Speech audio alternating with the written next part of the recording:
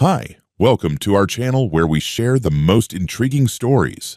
Tom Bennett moved to the suburbs seeking peace, but an unexpected discovery shattered his tranquil retreat. Soaring electricity bills led him to uncover a secret. His property was funding the local HOA's streetlights and park. What began as an anomaly turned into a battle for justice against corruption and deceit.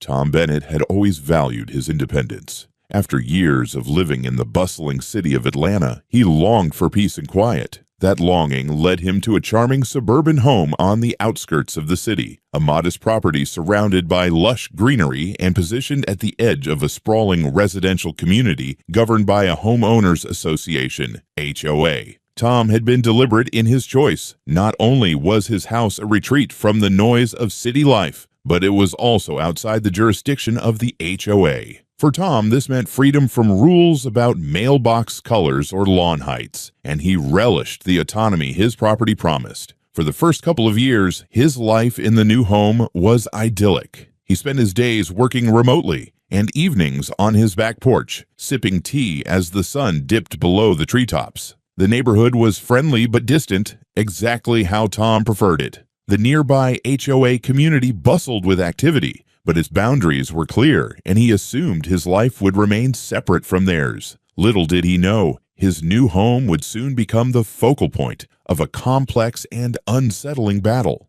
Tom first noticed something unusual about a year and a half into his residency. His monthly electricity bills began to creep upward, seemingly without reason. At first, he chalked it up to rising energy costs, or perhaps an aging HVAC system. But as the seasons changed, the bills continued to climb. Even during the mild winter months when he barely used the heating, the charges remained inexplicably high. Puzzled, Tom made small adjustments to his habits, unplugging unused appliances, upgrading to energy-efficient bulbs. But the bills remained stubbornly inflated. What tipped him off was a pattern. He traveled frequently for work, leaving the house unoccupied for weeks at a time. Yet, during those stretches, his electricity usage barely decreased. Something was wrong. Determined to get to the bottom of it, Tom contacted his local utility company to request an inspection. When the technician arrived a few days later, he conducted a thorough check of the property, starting with the meter and moving systematically through the wiring. The technician's discovery left Tom stunned. Buried beneath the ground, an unauthorized cable extended from Tom's property to a network of streetlights and public park facilities, both belonging to the HOA.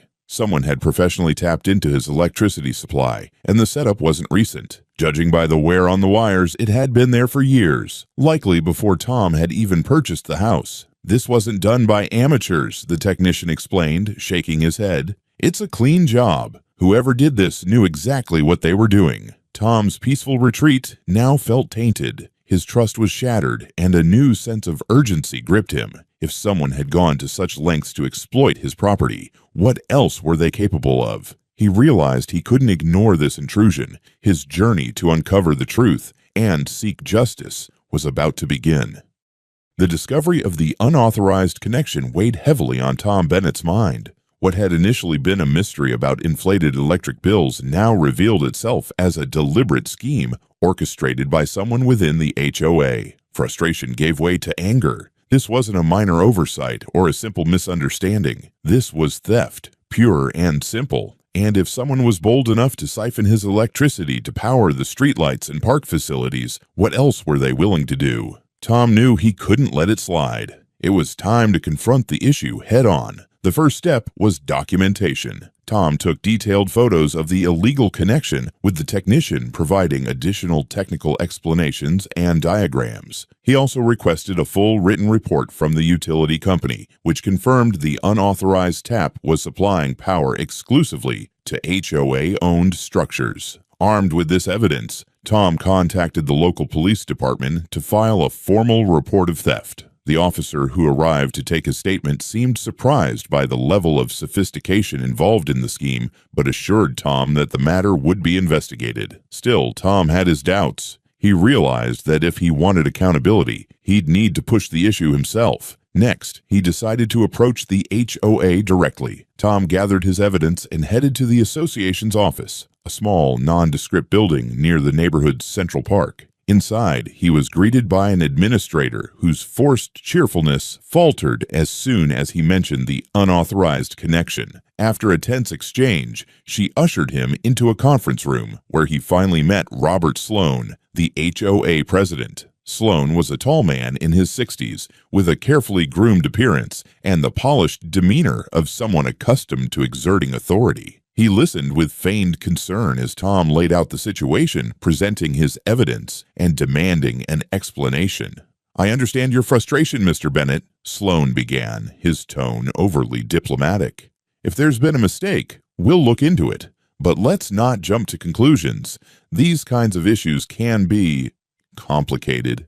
Tom wasn't buying it. "Complicated? My property has been paying for your streetlights and park facilities. That's not complicated, it's theft. I expect a resolution, and I expect it fast."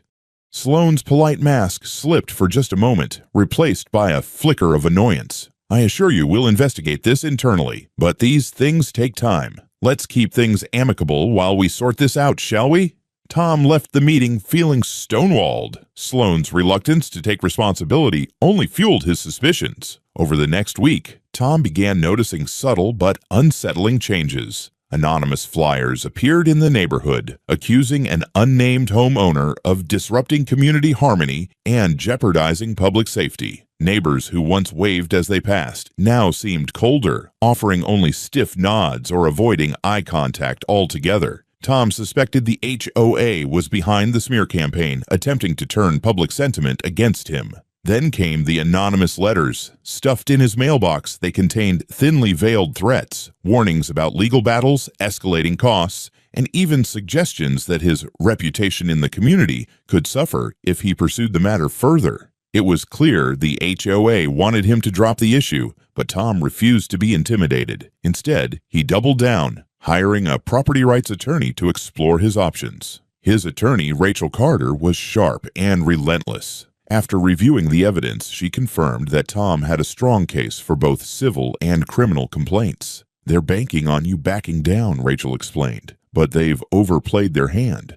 With this kind of evidence, we can hit them hard." Tom's determination deepened as Rachel guided him through the next steps. Together, they sent a formal letter to the HOA, outlining the theft and demanding immediate compensation for the stolen electricity, damages for the stress caused, and a guarantee that the connection would be removed at the HOA's expense. The letter also warned that failure to comply would result in legal action. The HOA's response came quickly, but it wasn't what Tom hoped for. They offered to reimburse his electricity costs, but dismissed the demand for damages and refused to admit wrongdoing. In their letter, they downplayed the issue as a misunderstanding and insisted they had acted in good faith. Infuriated by their dismissiveness, Tom knew the battle was far from over. He started to dig deeper, searching for more evidence to strengthen his case. That's when he stumbled upon a potential gold mine, a former HOA contractor willing to talk. The man, a retired electrician named Steve Harris, revealed that he had been hired by the HOA years earlier to install the underground cable.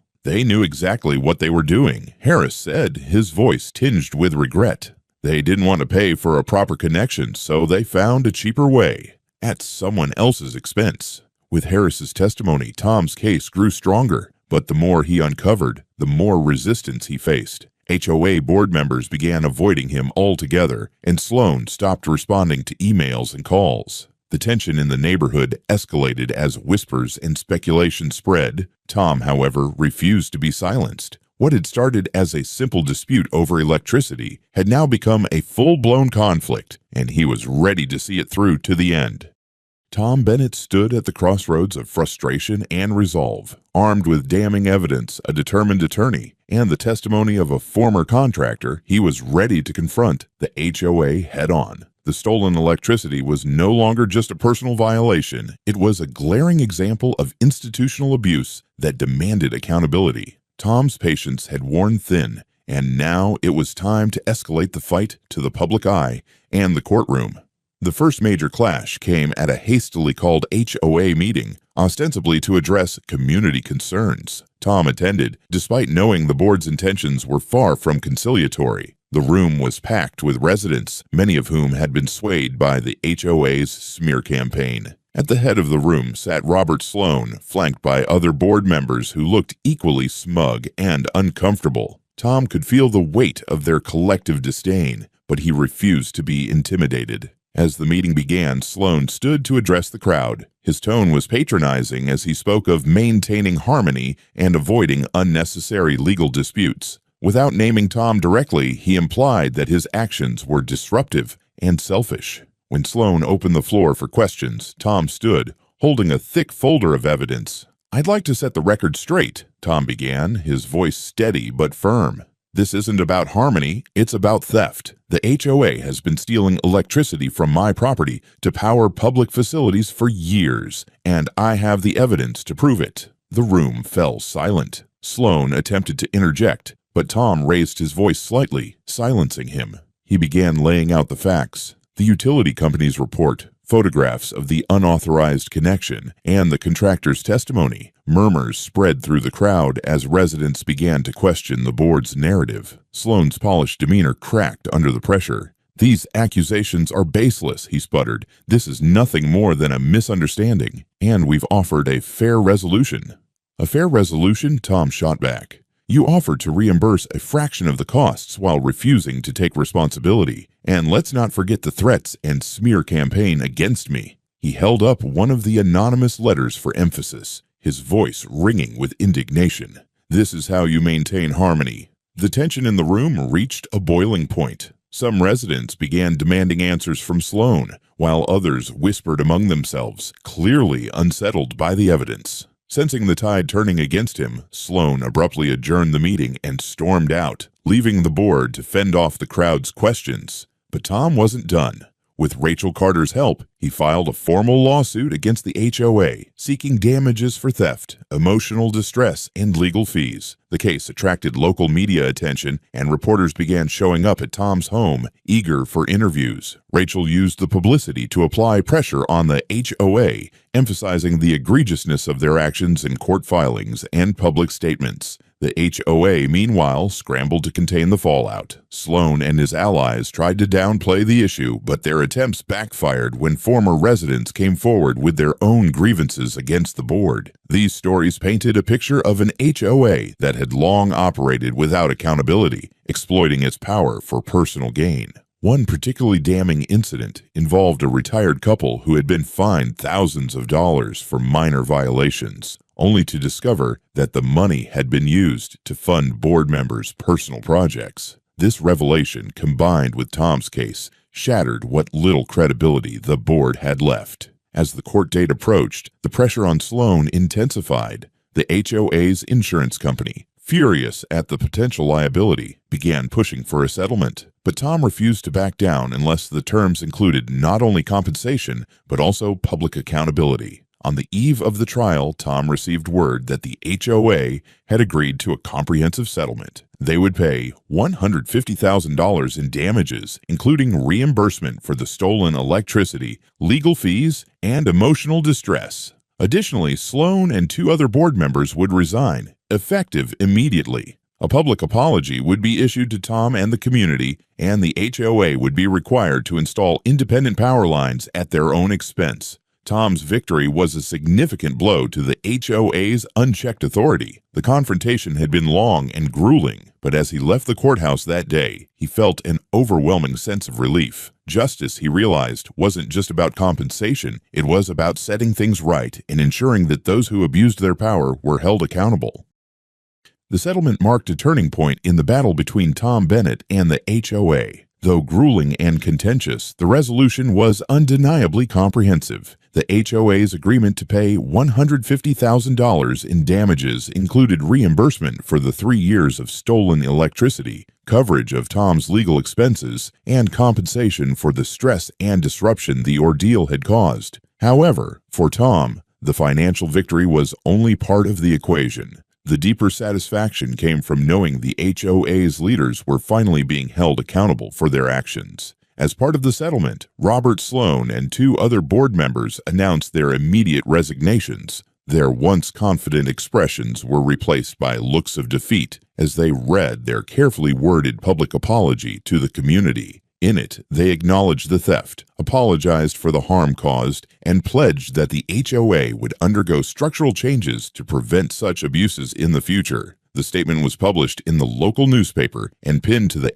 HOA's community bulletin board for all residents to see. True to the settlement terms, the HOA began the process of disconnecting their facilities from Tom's property. Within weeks, a team of electricians arrived to install independent power lines for the streetlights and park facilities. Tom watched from his porch as the workers dug trenches and laid cables, finally severing the connection that had caused him so much grief. A new meter box was installed at the entrance to the park, prominently visible as a reminder of the HOA's misdeeds. Meanwhile, the settlement catalyzed broader changes within the HOA. An interim board was appointed, and their first order of business was to implement reforms aimed at increasing transparency. Financial records were opened for resident review, and all board meetings were live-streamed to ensure accountability. These changes were met with widespread approval, with many residents expressing relief that the old regime's unchecked power had finally been dismantled. Tom's role in the resolution didn't go unnoticed. Neighbors who had once avoided him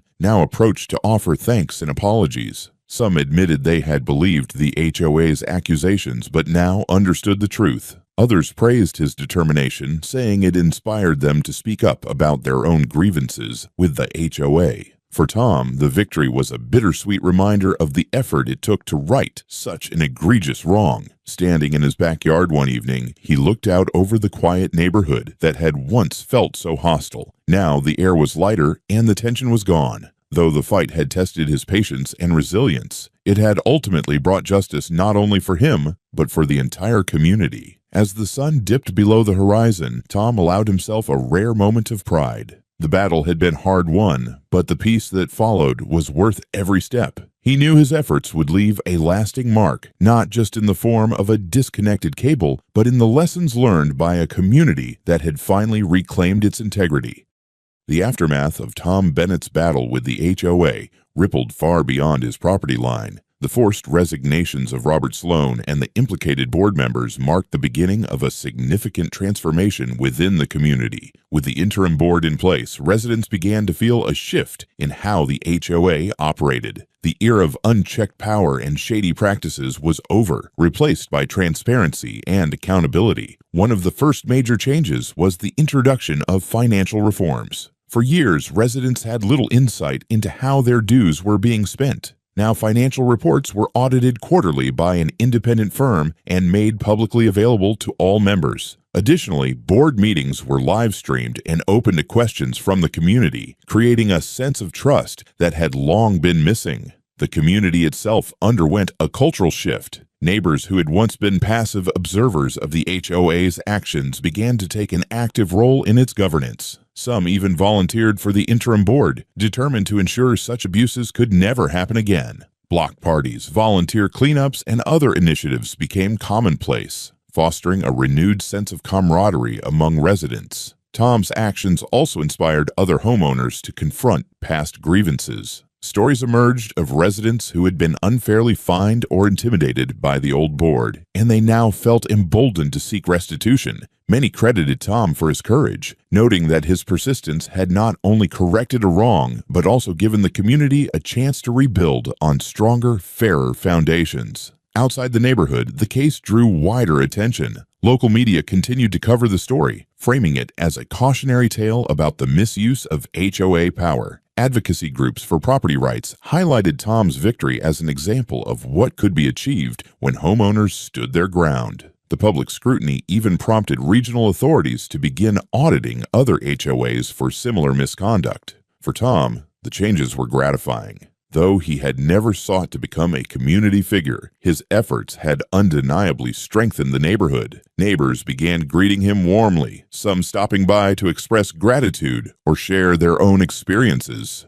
The same HOA that had once sought to silence him now extended invitations to events as a gesture of goodwill. The once hostile community was now thriving, a testament to the resilience of its residents and the lessons learned through hard-fought justice. Tom's victory wasn't just his own, it was a catalyst for change that reshaped an entire neighborhood.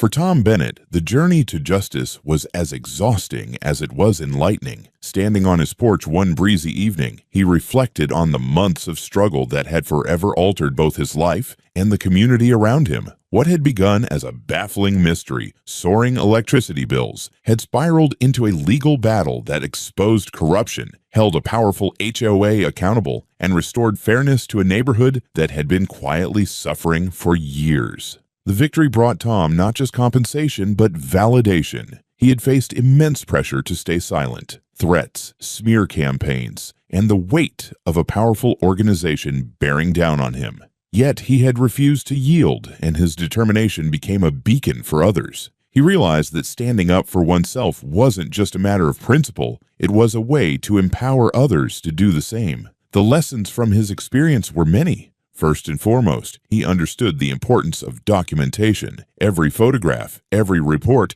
and every witness statement had been crucial to his case. He also learned the value of persistence. There were countless moments when quitting seemed easier, but each step forward brought him closer to exposing the truth. More than anything, Tom took pride in the ripple effects of his actions. His fight had sparked systemic changes, not just in his HOA, but across the region. Local governments began cracking down on unregulated practices, and homeowners who had felt powerless began to realize the strength of their collective voice. Tom's case was even referenced in discussions about statewide reforms, making it a touchstone for accountability in community governance. Despite the upheaval, Tom never regretted his decision to pursue justice. His home, once a battleground, had returned to being the peaceful sanctuary he envisioned when he first moved in. The tamper-proof electricity meter outside served as a quiet but powerful symbol of his victory, a daily reminder that no wrongdoing is too small to challenge. The community, too, was thriving. Neighbors who had once been divided by fear and mistrust were now connected by a shared sense of purpose. Invitations to block parties and barbecues regularly appeared in Tom's mailbox, and he often found himself enjoying conversations with people who had once avoided him.